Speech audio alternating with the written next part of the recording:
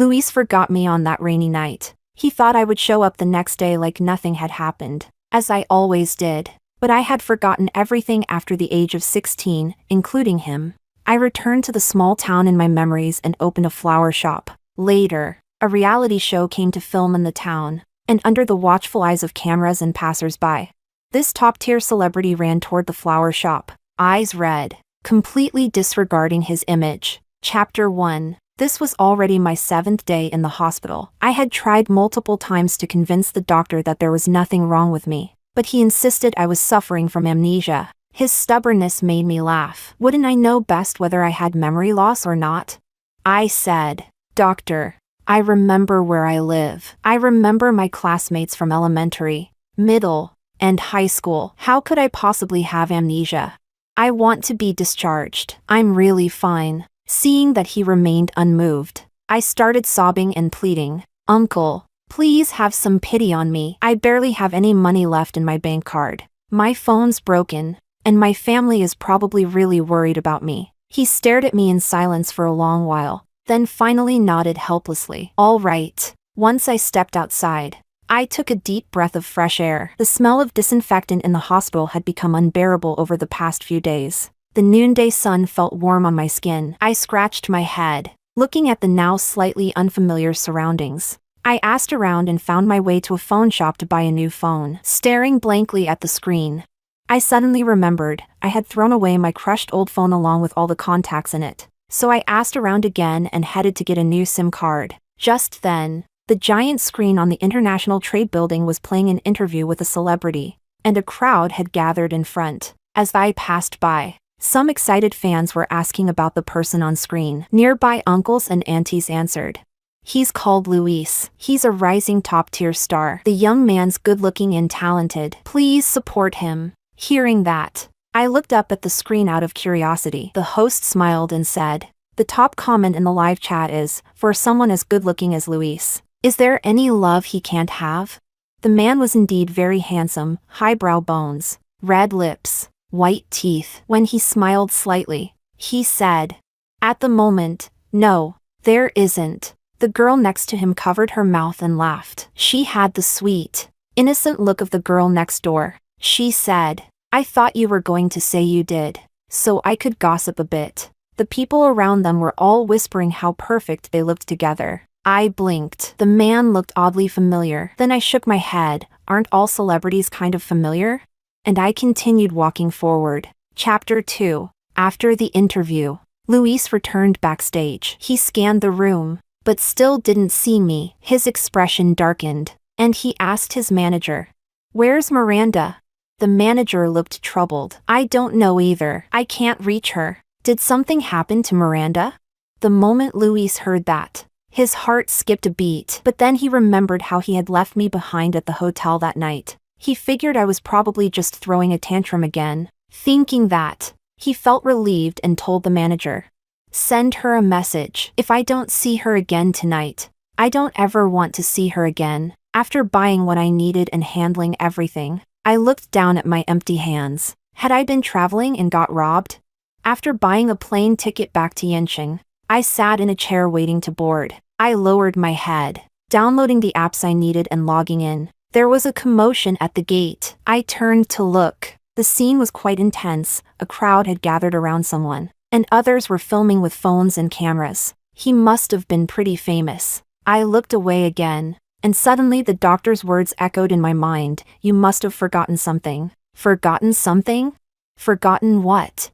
It really felt like something was missing, as if a piece of tape in my memory had been cut out. I looked once more at the famous guy. He was already at security check. When he took off his mask and sunglasses, I thought I must have seen him somewhere before. Oh, right, that rising star, Luis. Chapter 3. A few months later, I lay in the wicker chair at my flower shop, the hot midday breeze drifting through the air. I watched the fresh faces of students just out of school. After returning to my grandparents' home from memory, I found the house empty. Only 2 portraits hung on the wall, Grandpa and Grandma smiling kindly. I looked at the quiet, empty house, and a wave of bitterness rose in my chest. It turned out I had lost all memories after the age of 16. My memory stopped at my first year of high school. when Grandpa and Grandma still cooked my favorite dishes and waited for me to come home from school. I had forgotten all those memories. I didn't know where the adult version of me had worked, or whether I'd gotten married, but I didn't want to think too hard about it. Deep down, I felt there was no need to, because during my hospital stay, not a single person came to see me, so I stayed in the small town and opened a flower shop, running a flower shop, selling flowers, listening to stories, watching the sunrise and sunset, watching the tides roll in. The TV in the shop was playing entertainment news. The host's voice was clear and polished. Top-tier celebrity Luis clarified in an exclusive interview this morning that he and Selena, the lead actress of Coward, are just colleagues. Luis said they are purely working together and hopes fans will view things rationally. Luis, are you crazy? His manager shouted, furious, even though the drama had already ended. Luis had clarified a past rumor without coordinating with the other team, which would surely drive the fans who shipped them mad. Luis lowered his head, staring blankly at our chat history on his phone. He had just sent this message. Selena and I really were a misunderstanding. It was all for show. Just promo for the drama. You've been mad long enough. Come back now. It was the first time he had ever lowered himself to apologize. But even after a long wait, I hadn't replied, not a word. His manager, seeing he wasn't even listening, slammed the phone and raised his voice. Luis, listen to me. If you still want a career, stop this nonsense. Look how many people are watching that spot you're in. The second you step down, someone else will take your place. As for Miranda, get your act together. He was so angry he was panting, glaring at Luis with disappointment. Maybe she found another path. You can't expect a girl that young to spend her life as a nobody assistant. Luis's heart clenched. Then why didn't she tell me? Oh, please. With the way you treated her. If I were her, I would have walked away long ago. Tell you? Tell you my ass. Luis's face gradually turned pale. He couldn't believe I'd really leave him. After all, I was the one who'd said I'd stay by his side forever. I had loved him so much. How could I leave without a word? He thought. It must have been that rainy night. He had abandoned me, and I got mad. He believed it was just a misunderstanding with Selena. Now that he had explained it clearly, I would come back soon. Chapter 4. Xiaoshui town is a coastal place, and right across from my flower shop is the sea. Every day I sit here, arranging flowers outside, then lie in the wicker chair inside, waiting for couples to stop by to buy flowers or take pictures. These days, I still can't remember anything. One afternoon, a few elementary school kids walked in. They crouched at the entrance of my shop, eyes wide, excitedly discussing which flower was which. I walked out slowly with a palm fan and told them, that one's a daisy, that one's a blue enchantress, and that one's a rose. Woo! They looked at me in awe and clapped enthusiastically. Sister, you're amazing! You know the names of so many flowers. Children always have wild imaginations. One little girl said, when I grow up, I want to open a flower shop too. Just like you. I want to be an astronaut. I'm going to be a big star, and you'll be my assistant. A girl with 2 bun pigtails said proudly, pointing at the boy next to her. The boy nodded seriously. I'll be the big star's assistant. I smiled as I watched them, when suddenly a blurry image and conversation surged into my mind. In that scene, a girl rested her head on her hand and said to a boy, you're definitely going to be a big star one day. I'll be your very first fan. The boy continued doing homework silently, not responding. The girl didn't get mad, instead giggling and saying, no, I've decided, I'll be your assistant instead.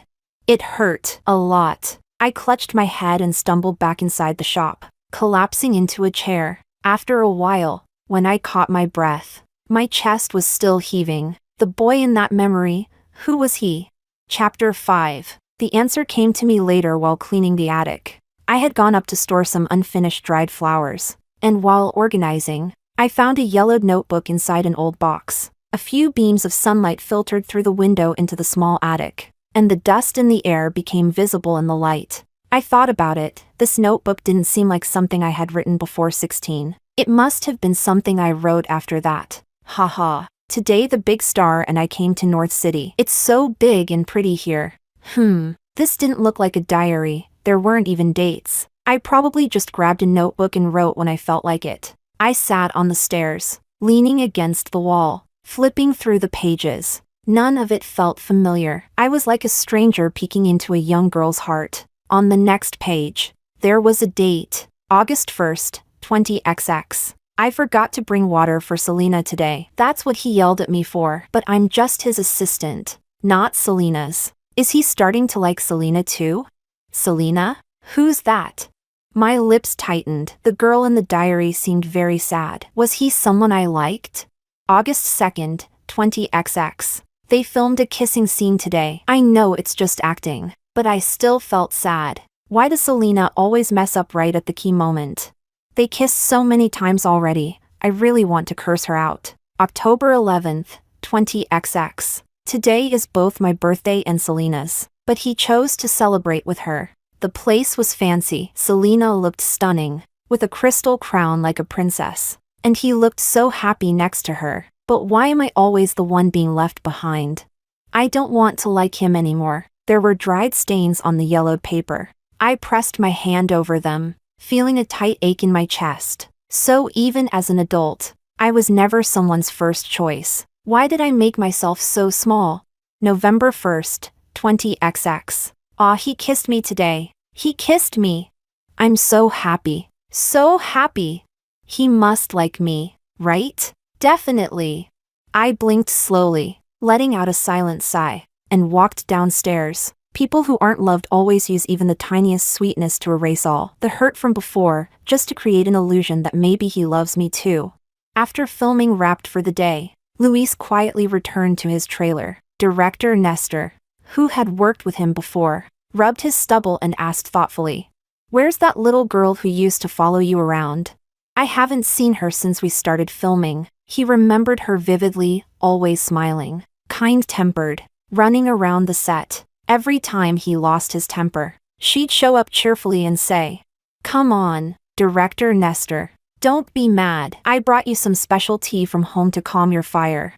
But back then, Luis had always treated her coldly. She gave warmth, and he gave her the cold shoulder. Hearing someone ask about me again, Luis's whole body trembled. His eyes stung. He forced a smile. She's been sick lately." Director Nestor raised his eyebrows, clearly having his own thoughts, but didn't ask further. Back in his trailer, Luis sat motionless in the chair. After all this time, I still hadn't come back. It really seemed I was gone for good. He whispered hoarsely into the empty space. Miranda, the me who used to respond with a cheerful right here, was gone. He looked at our chat history, and tears blurred his vision. Miranda.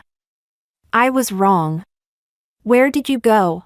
Chapter 6. December 31st, 20XX. These days, I keep thinking about when we first came to North City. I had money, but no matter what I said, he refused to use it. Back then, I stayed with him in a basement apartment. Winters were freezing, but he was good to me. It seemed like he really liked me, too. We went from production to production, sending out resumes and attending auditions, even hoping to land small background roles. Then, thanks to one drama, he became an overnight sensation and finally reached the place he had always dreamed of. Everything became within his grasp. His smile grew brighter, and the endorsements kept pouring in, but he seemed to drift further and further away from me. Rumors swirled around him constantly, and always with the same woman. He never denied them. In fact, he seemed to indulge in them. He didn't realize it, but I did. I could see it clearly. They say, the one inside the game is confused. The observer sees clearly. But back then, wasn't I the one trapped in the game too? Clear-headed but hopelessly entangled, unable to walk away. The sky had already gone dark. I looked up at the full moon. Suddenly, I remembered a quote I once read. Is this the same moon I saw when I was young? Time ages so easily, and youth is fleeting. What slips away quietly is life itself, leaving behind a trace of regret. But all those moments were the result of my own choices at the time. When we look back, we often wonder, if I had done it differently, would things have turned out better? People always believe the path they didn't take is the one blooming with flowers.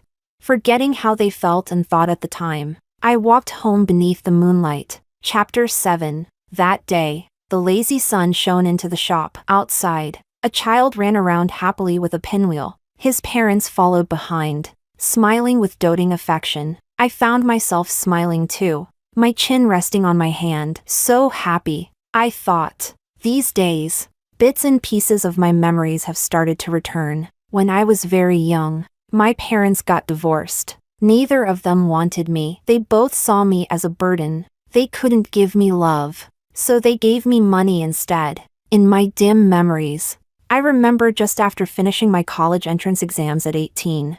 I carried a small suitcase and went to see my mom. I wanted to tell her I did well on the exams and that I'd taken good care of myself. But when I found her, she was shopping with a girl about my age. The girl was clinging to her arm, pouting sweetly. My mom touched the girl's nose with affection, smiling helplessly, the same way she used to frown at me impatiently. I left the mall and walked aimlessly through the forest of tall buildings and heavy traffic. That night, I took a flight back home. The memory ended. I picked up a flower and trimmed its dead leaves. I was living well, on my own. This world is full of all kinds of brokenness. February 4th, 20XX. When I got up this morning, there was a bouquet of roses in the living room, bright red, but already wilted. They were from him, but the flowers were dead, and he got it wrong. I don't like roses. The one who does is Selena. July 20th, 20XX. From 17 to 27,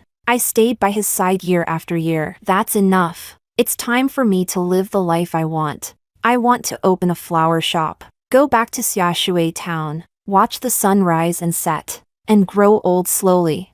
The golden light of sunset wasn't harsh. The sea breeze swept in from the coast, and the yellowed notebook slowly flipped open. The words I once wrote couldn't really be called a proper diary. There were no clear years, and entries were often months apart. I stared down at the notebook resting silently on the smooth tabletop. It felt like it was speaking to me through the passage of time. It told me that Miranda, back then, was lonely. She had no one to talk to, so she wrote everything down this way. She was like a trapped beast, placing all her hope for love, her need to be loved, on that one man. A tear silently slipped down my cheek. The wind gently flipped the page, revealing only a few words. I'm leaving him. Chapter 8. Today, the first snow of the year fell in North City. After Luis finished filming the first scene, his eyes drifted toward a snowman not far away. This was the 4th month since I had left him. It seemed I had truly, completely exited his life. His throat tightened. He held out his hand, letting the snow fall onto his palm. He used to think I was the one who couldn't live without him. But now, he let out a self-deprecating laugh. Turns out, he was the one who couldn't live without me. Not far away, Selena came bouncing toward him with something in her hands. Beaming with joy, the unrestrained smile on her face made him suddenly realize. It had been so long since he had seen me smile like that. Suddenly, Selena tripped over a rock in front of her and fell to the ground. But she didn't get up right away. Instead, she just sat there. She knew he would come help her up. No matter how far, he would run to her. At that moment, a memory flashed through his mind. One time, during a break at the theater, I had been holding a little plush toy, not watching my step, and I fell to the ground. At the same time, not far away, Selena had twisted her ankle on the steps. What did he do back then? His heart clenched painfully, tears streaming down his face. I had been right next to him. But without even turning his head, he ran straight to Selena, carried her, and took her to the hospital. Right now, he didn't move. He looked up at the falling snow, tears slipping silently from the corners of his eyes. His Miranda, every time she fell, she would always quickly pat herself off and get up.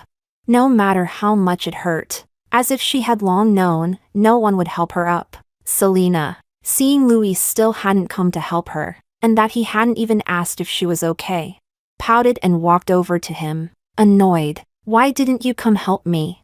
Luis lowered his head and glanced at the sweet-faced Selena. She turned away, pouting, ignoring him. In his memory, I never threw tantrums at him. As long as he said a word, gave a piece of candy, I would take it happily with a smile. The ache in his chest twisted into guilt. He wanted to hold me. He wanted to destroy himself. Then he turned and walked away. After all these years, what exactly had he done to me?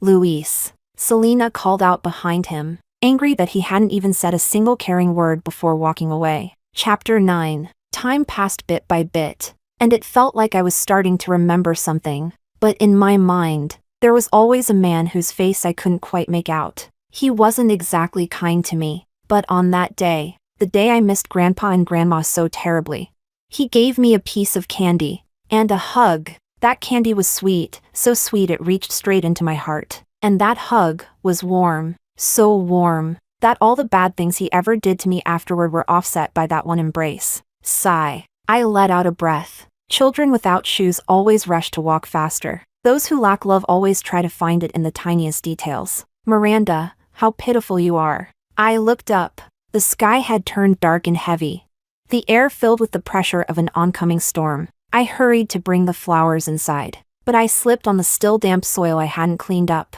And holding a potted plant, I lost my footing. Ah! I fell flat on my back, arms and legs in the air, the flower pot smashed into pieces, clutching my sore backside. I scrambled up. Ow, that hurt like hell.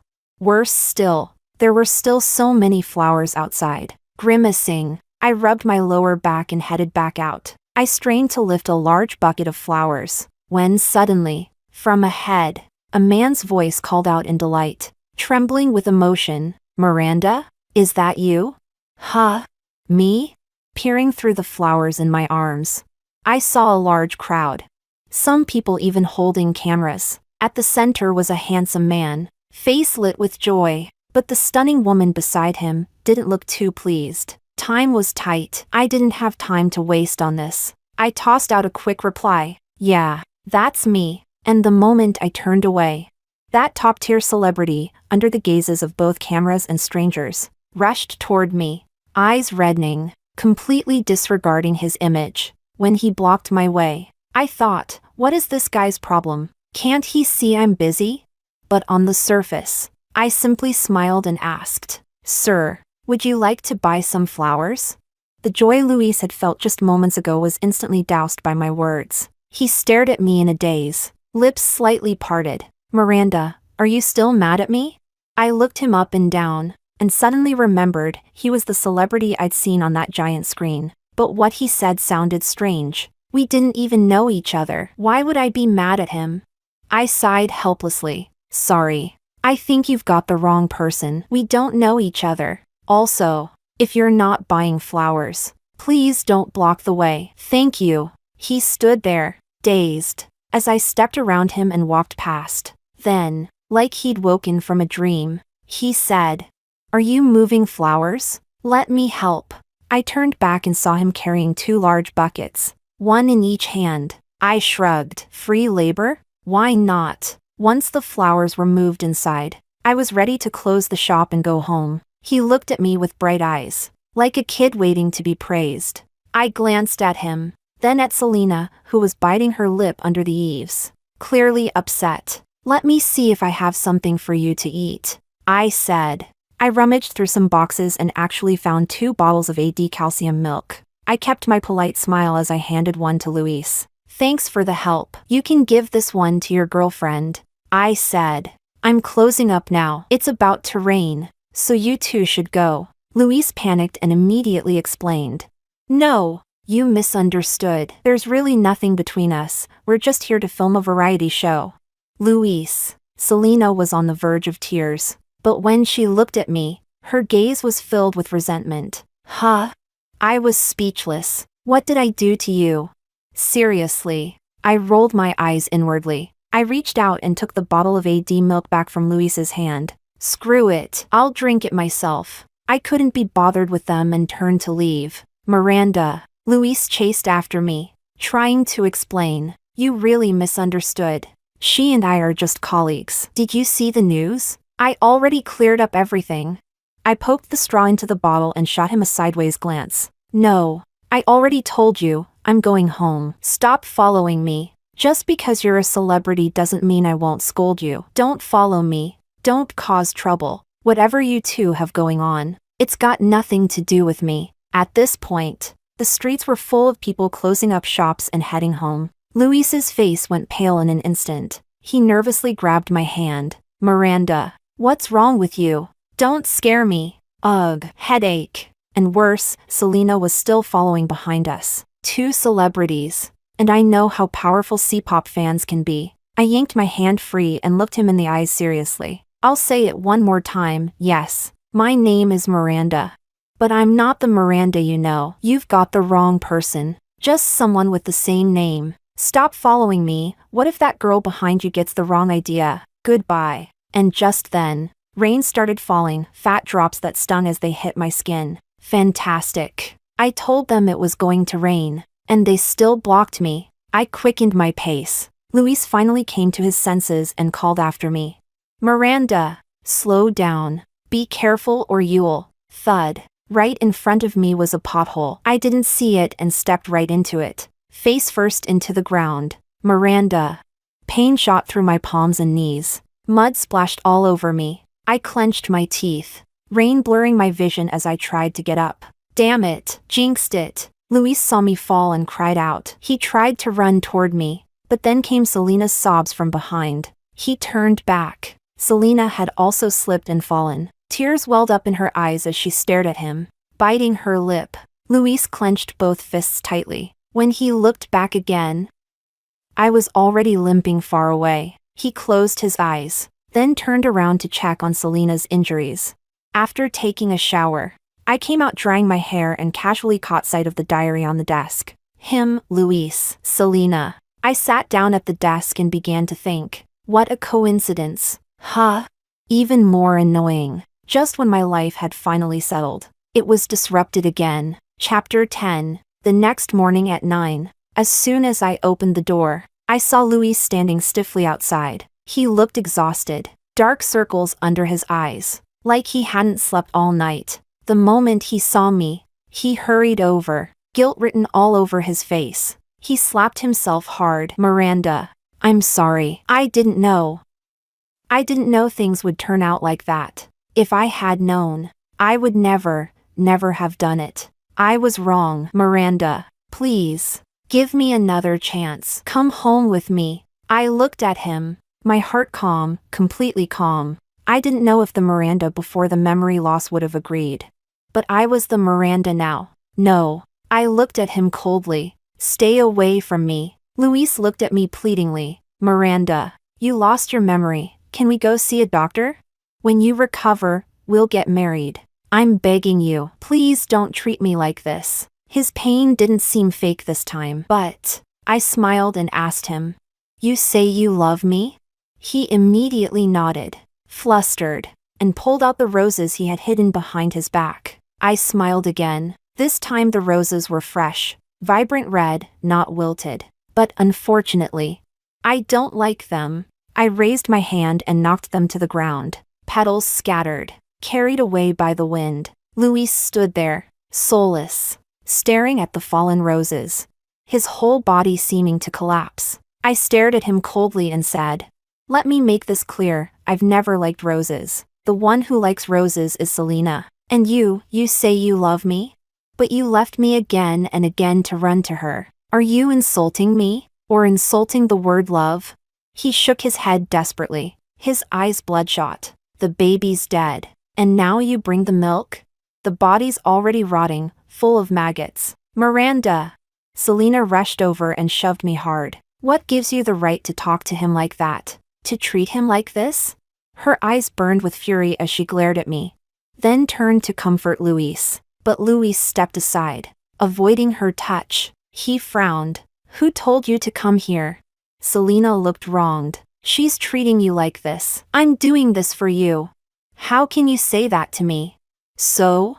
Then I'll leave. And I really did turn and walk away. The two of them were drama queens. I wasn't going to outact them. Miranda, listen to me. Luis chased after me, trying to explain softly. I didn't know she would come. I didn't. I sighed. Was I still not clear enough just now? He lowered his head and murmured, Miranda, you're sick. When you're better, we'll be fine again. I gave him a speechless look. Have you ever heard a line from God? Seeing me ask him a question of my own accord, Luis's eyes visibly brightened. He hurriedly shook his head. What line? I'm going to heal you, so I must hurt you. I love you, so I punish you. What does that sound like to you? He shook his head, obediently asked. Like what? Like your behavior right now, like crap.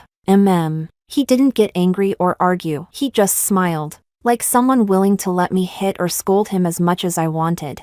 Luis seemed like he was about to quit the industry. He followed me around every day. His agent had come to beg him several times already. He just sat on the bench outside, saying nothing. Fans online kept calling for him to return. But as for Selena, I hadn't seen her since that day. The agent came to me again, and I snapped at him. Are you sick? Am I his mom or his dad? Do you have a death wish? Get lost. His face turned crimson. He hadn't expected me to become like this. He pointed at me, spluttering you, for a long time before finally saying, he's worked so hard to get here. Are you really willing to watch him fall from the altar back into the mud?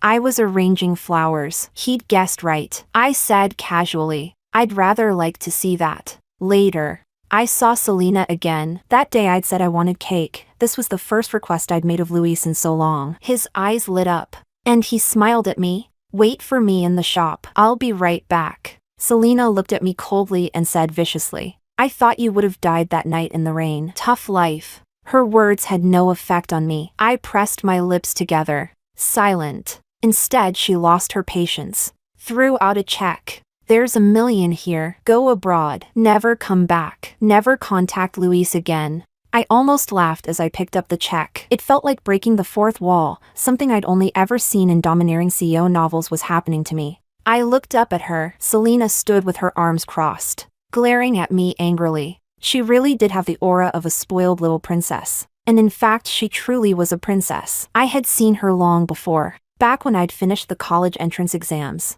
The girl clinging to my mother's arm had been her. The second time I saw her and that woman was at the birthday party Luis had left me to attend. That day she'd been surrounded like the stars circling the moon. Dazzling. She was the princess in the ivory tower. I was the barefoot girl. Why aren't you saying anything? She frowned, then seemed to think of something and relaxed. Oh, is it too little? No problem. Here's a blank check, write however much you want. This young lady can satisfy you. The corner of her mouth curled in provocation, an eyesore. I smiled faintly, picked up that $1 million check. Back then, I had been jealous of her. She'd stolen my mother. Later she'd stolen Luis. Heaven, you're really unfair. At night, when I closed the shop and headed home, he silently followed behind me, dressed all in black, blending into the night. He looked lonely and pitiful. I carried a sesame flatbread from a street stall as I walked home. Under the long avenue of trees, the moonlight spread silver across the ground.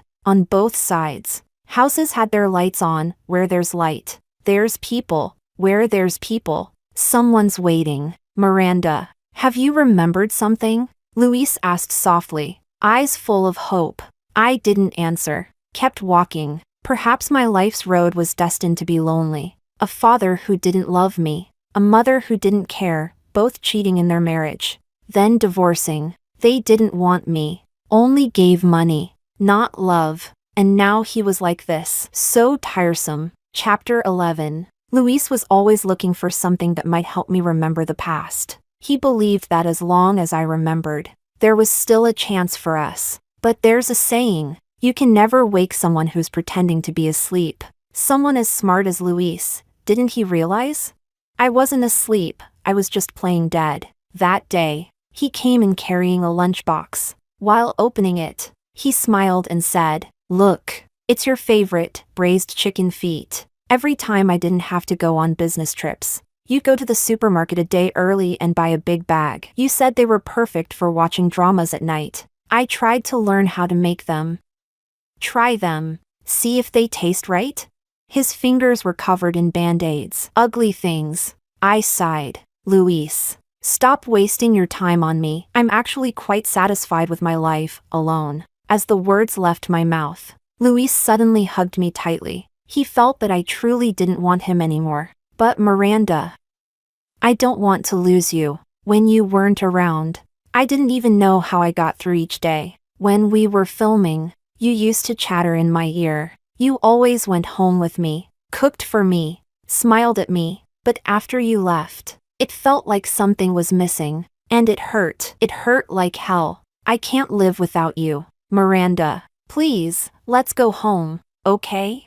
You said it once. You said Miranda was going to love Luis for a long, long time. You said that. I could feel the wetness on my shoulder, but inside, there was no ripple. Nothing stirred. Instead, my mind recalled a memory. At age 18, on Mount Wutai, in the middle of heavy snow, the Miranda back then, she really, really loved Luis. Back then, she had no one else, only him, and she truly believed she would love him for a very long time. Perhaps I wouldn't have believed it before. That I could love him so deeply, lose myself in it, and now feel nothing at all, not even a flicker of sadness, not even hatred. Outside, the tree shed its leaves with the wind, the seasons had shifted, autumn had come, leaves, by the rules of nature, must turn yellow and fall, in this journey called life. Some people are here to teach you something, but they're just passengers. When they reach their stop, they have to get off. I gently patted his back.